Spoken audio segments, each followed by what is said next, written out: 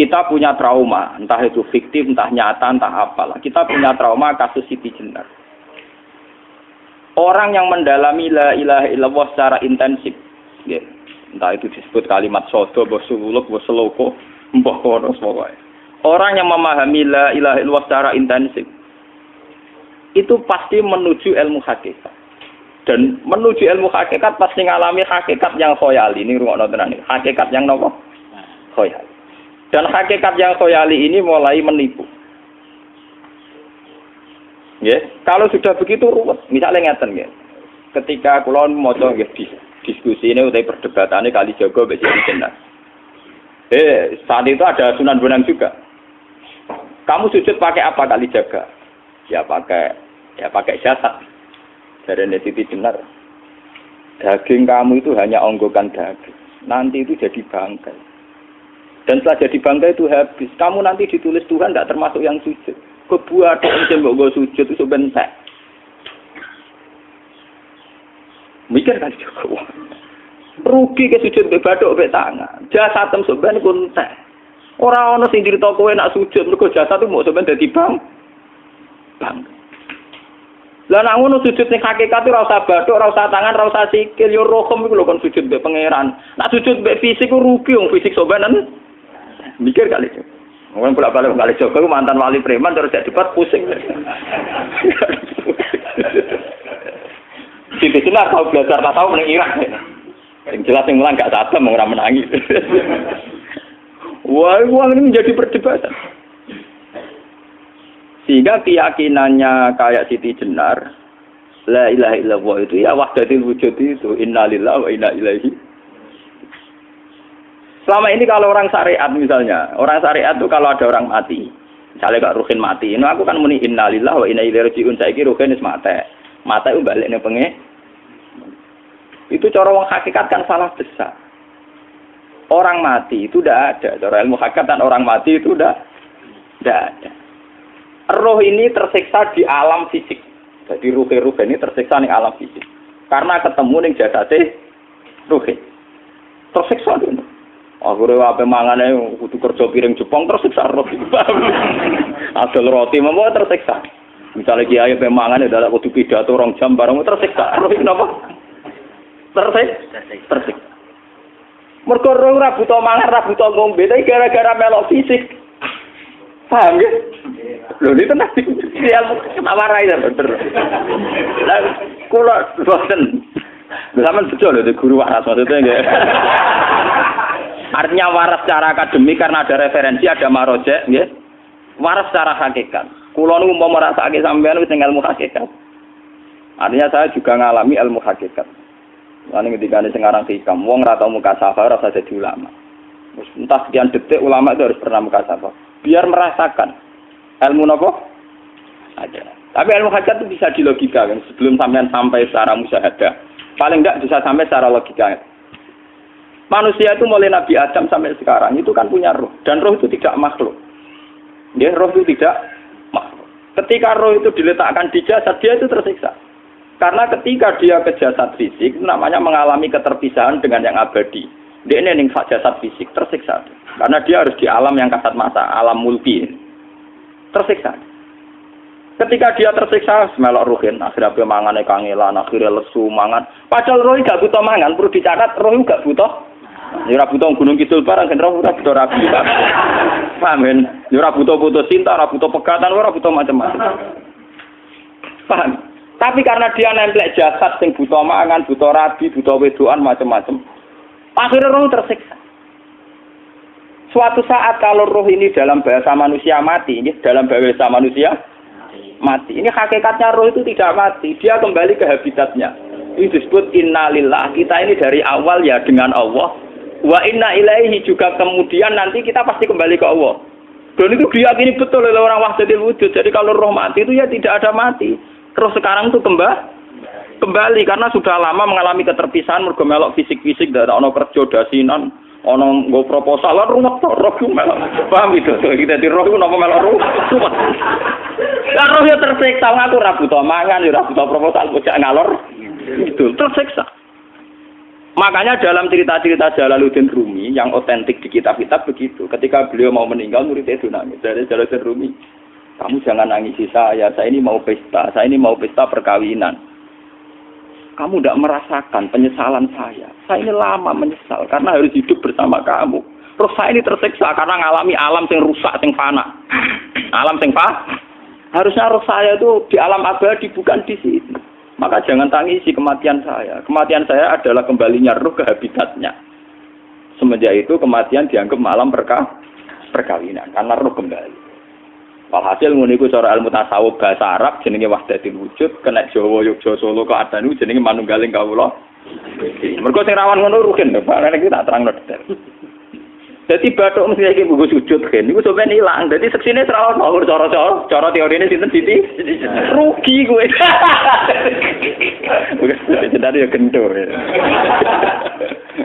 Lah kali Joko mantan preman jak debat terus ora ngono mbok terus tak pateni kowe.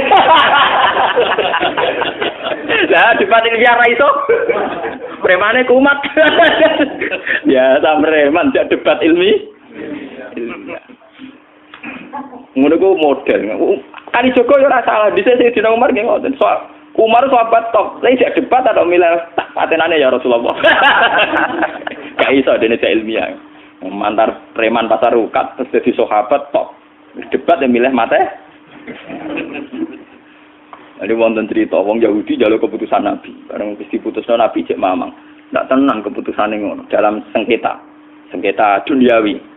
Bariku takok ya Ali aku mau sowan ning Nabi Muhammad dikai keputusan Nabi mamang cara kowe pilih sampai Ali dikai keputusan persis kanjeng Nabi cek mamang neh takok Umar.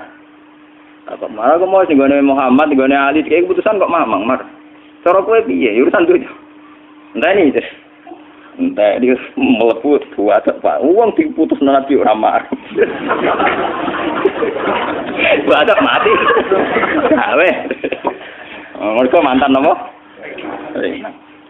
Cara mantan intelektual atau intelektual kan ya wajar wong Yahudi kok percaya Nabi. Kan bareng cara Ali ya gak percaya wis kandhani. Ora percaya Ali tenan. Lah ora bapatene. Ya wajar wong Yahudi kok percaya Nabi, nak percaya ora situ Yahudi Muslim. Lah Ali situ Gus Dur. Lah Gus Dur ra beda piye tenang. Ali nyen ngoten watake ngoten. Nasibe padha. Ali itu ilmuwan yang jadi presiden gak sukses. Sing niru Gus Dur. Mergo ning dinggo nek wong pinter mimpin ra sukses. Wong pinter gampang maklumi. Lah misalnya kita jadi kiai wong pinter, kaya santri ini pacaran, maksud itu jangan langsung cawe itu,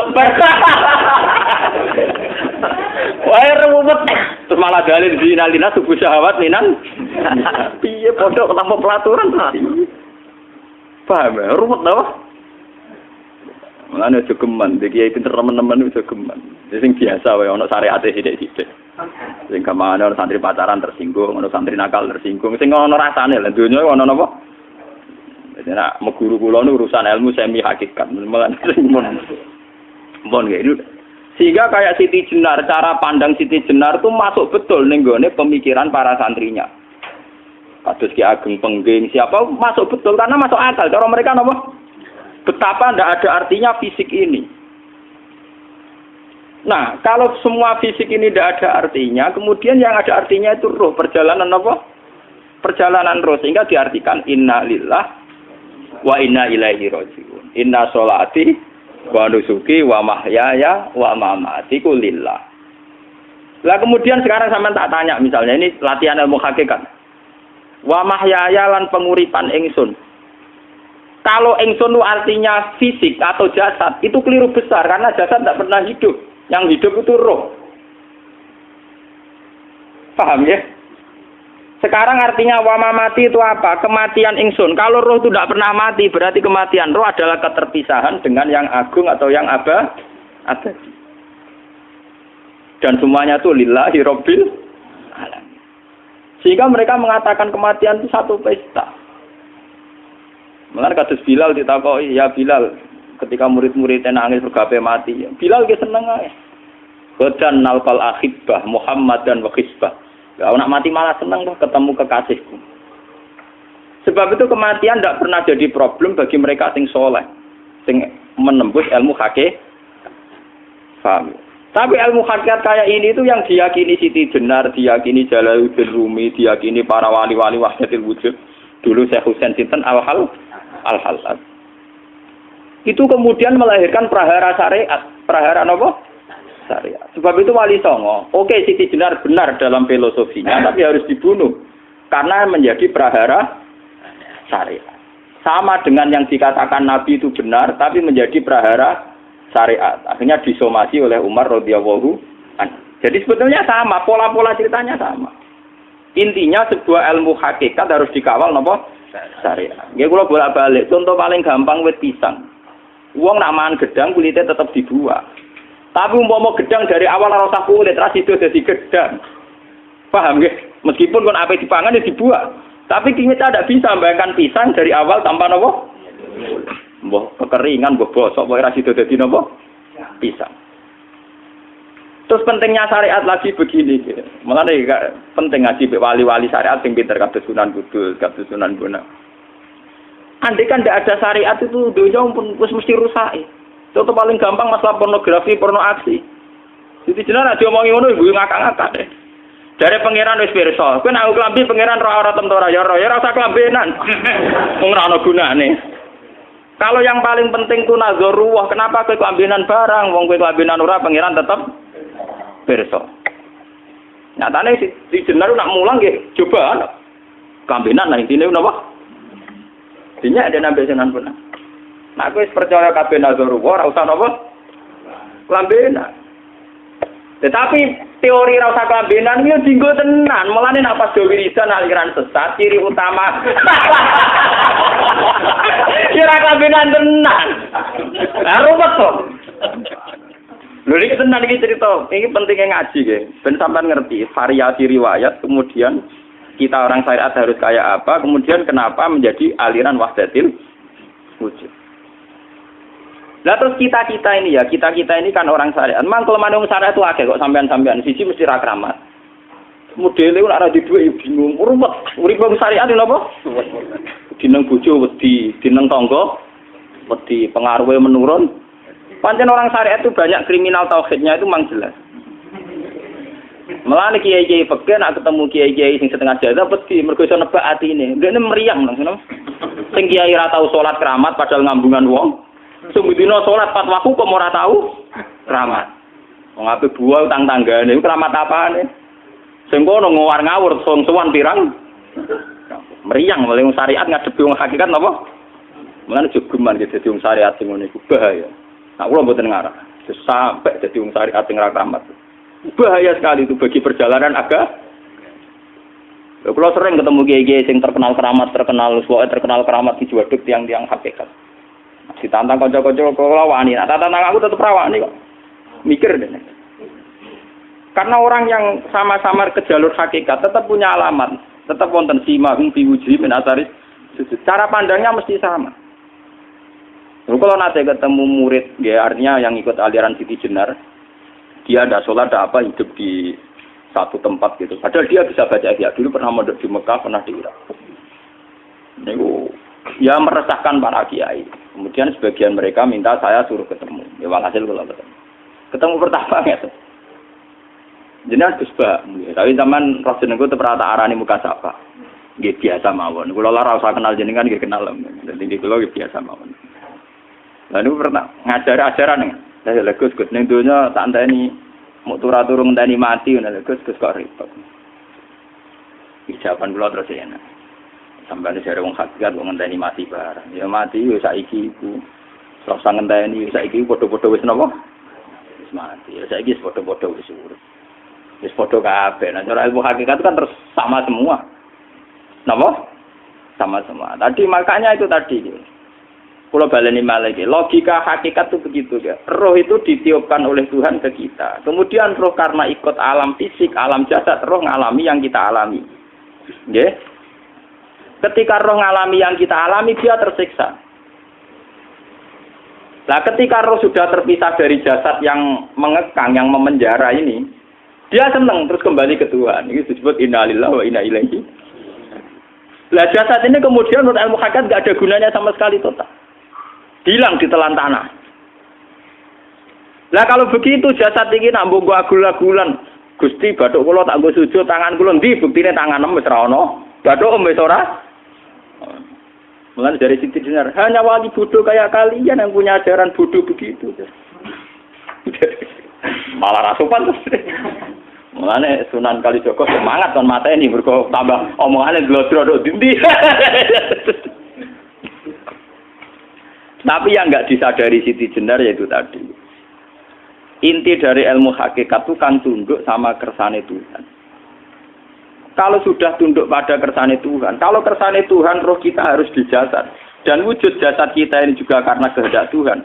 Kenapa yang wujudnya jasad yang karena kehendak Tuhan engkau ingkari? Sementara wujudnya roh tidak kamu ingkari. Toh wujudnya jasad ya bi iradatillah wa bi masyiatillah. Wujudnya roh ya bi wujudit bi masyiatillah wa ira. Harusnya fungsi jasad juga harus kamu akui toh Siti Jenar. Wong sekarang kita punya jasad ya bukan karena kita, karena kehendak Allah. Kenapa kamu ingkari? Berarti kamu mengingkari kehendak meneng Siti Jenar.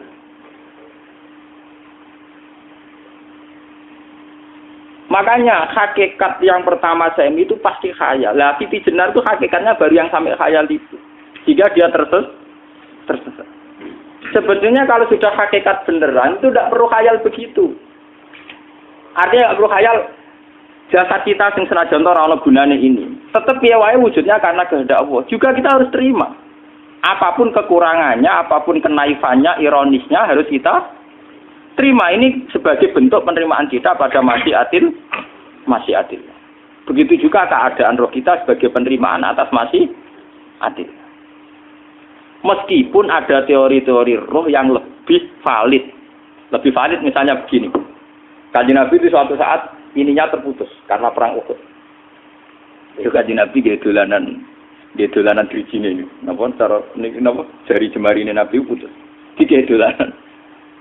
Jadi Nabi sendiri kadang sering ngajarkan ilmu hakikat.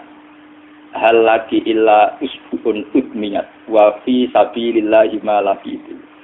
Kowe iku ora trimo fisik, bentuk fisik jari jemari sing ditetir berdarah. Tapi nak kowe wis fi sabilillah ayo wis balik ning habitatem.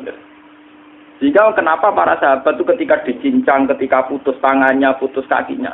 Sahabat yang usul ke ilmu hakikat itu malah senang.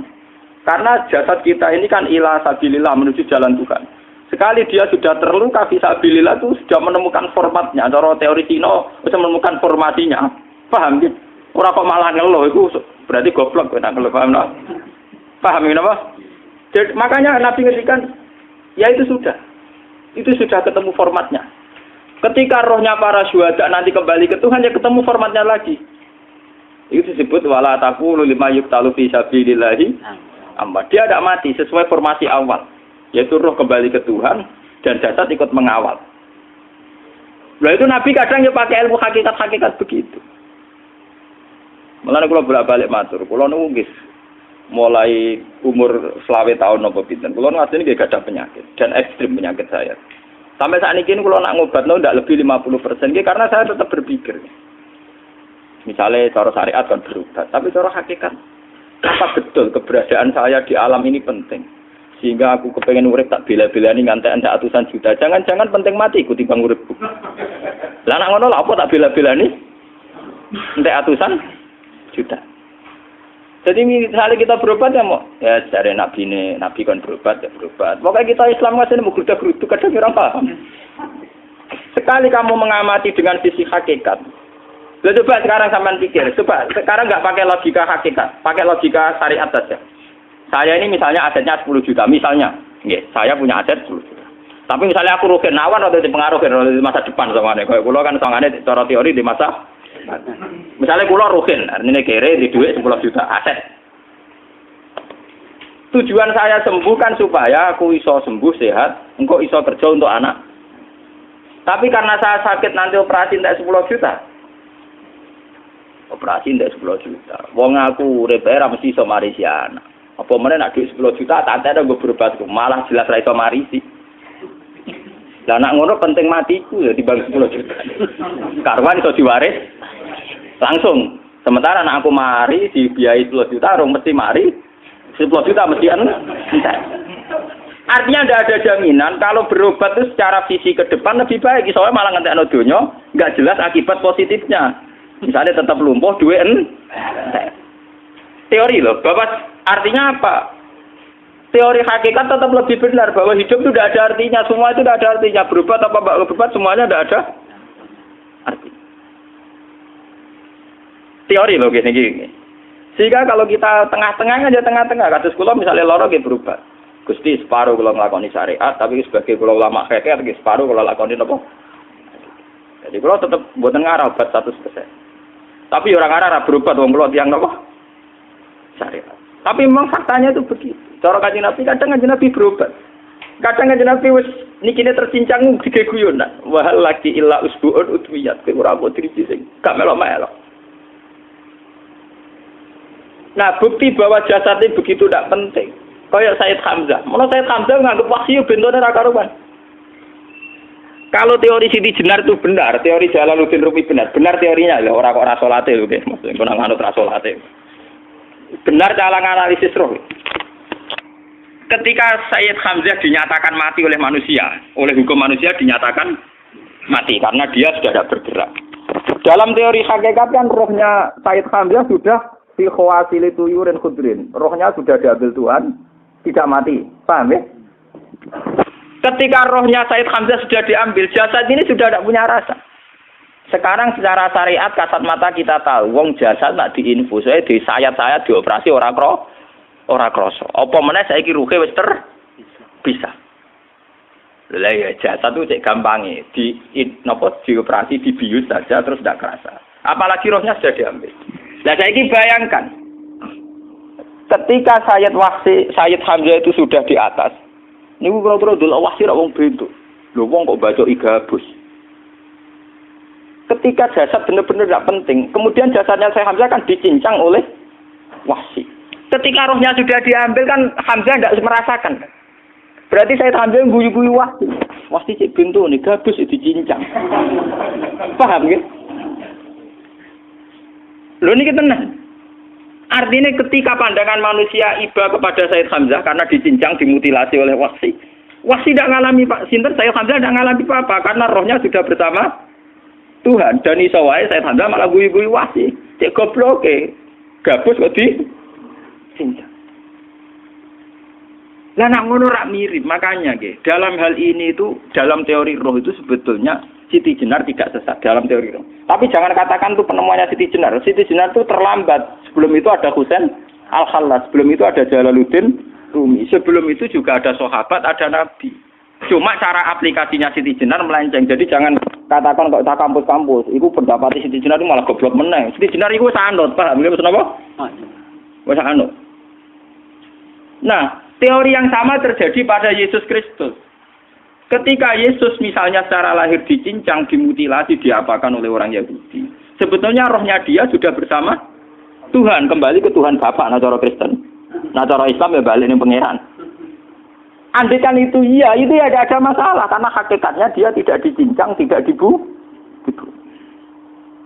Andaikan iya lah, tentu menurut Islam yang dibunuh Yudas atau siapa itu yang masuk bialah. Tapi sama sebetulnya teorinya sama. Kalaupun iya tidak ada masalah. Oke, kalau misalnya Nabi Isa karena ada kontroversi menyangkut dia atau Yudas. Sekarang yang Zakaria dan ya. Zakaria itu dicincang betul oleh orang Yahudi, matinya dimutilasi. Tapi dia tidak apa-apa. Karena ketika beliau dicincang, rohnya sudah diambil. Ini rungono tenan kan. Ben kira untuk kendel mati paham kan ya. Dadi maksudnya niku kula ajari nak mati itu tidak problem nggih. Niki kalau urip wedi lho. Dan ini bersamaan paham nggih. Kaitan la ilaha illallah ini nanti semuanya sama kaitan sama apa? La ilaha illallah. Ini nanti ujungnya sama dengan la ilaha illallah. Begitu juga seterusnya. Misalnya Yahya kalian sinten? Zakaria. Ketika Tuhan ditanya, jadi tenggene alam malakut pangeran ditakok, ya Allah, Yahya dan Zakaria itu kan hamba pilihan engkau. Ketika dicincang kok jenengan biarkan. Endi Yahya Zakaria dicincang? Aku iku ora goblok jare pangeran. Sedurunge dekne dicincang jasate ruhe tak jupuk. Dadi dekne ora krasa blas. Begitu juga yang tafsir-tafsir, sampean lihat wa Maryama. Sayyidah Maryam yang istrinya Fir'aun. Itu kan dia iman sama Nabi Musa. Asiyah, ya. Asiyah imro'ati apa? Fir'aun. Asiyah imro'ati Fir'aun, ya. Itu kan dihukum oleh Fir'aun. Ketika mau ditumpahi apa?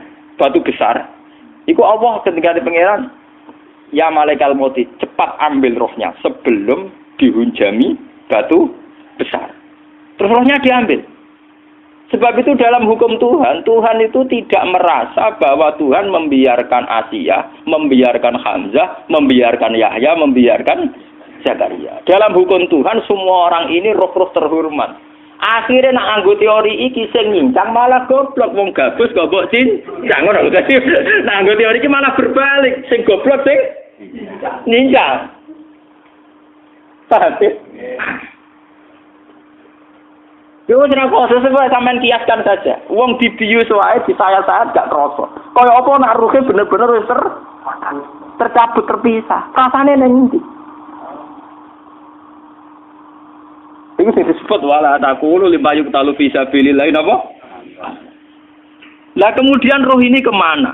Nah, roh itu sudah menyatu dengan kalimat tauhid. Mesti roh itu bersaksi la ilaha illallah. Itu sing disebut ning alam roh ketika Allah tanya alastu bi rabbikum mesti qalu bala. Mesti mereka jawabnya napa? Bala. Karena alam roh tentu lebih mudah bersaksi akan keberhadiran dan keeksistensi Tuhan Allah Subhanahu wa taala. Paham ya, ini zaman penting. Nah, ketika kalimat tauhid sudah menyatu kayak begini, itu mesti kalimat tauhid sing mesti langsung untuk swarga. Itu dimaksud Nabi mustaiqinan biha qalbu mukhlishon biha qalbu. Ati itu qalbu kan nggak bisa kamu artikan jantung atau liver kayak teori modern sekarang. Misalnya qalbun itu apa? Dari kiai qalbun itu jantung. Nah, ngono beda mek liver. Lah nek liver apa kabidun niku akal-akalan aja padha ora paham. Bahasa kolbun, fikrun, aklun itu sesuatu yang misteri.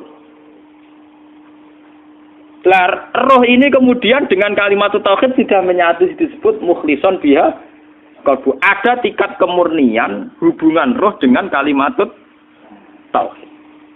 Lah kalau begitu pasti dakhalal jannah. Karena tidak mungkin kalimat tauhid kok di neraka. Lah ini ngomong masalah-masalah hakikat. Wong sing gak tahu petualangan hakikat, momene sing sering bingung bakas duit, bayar kredit, utang jatuh tempo, ora usah melok mikir, utek wis entek go mikir duit.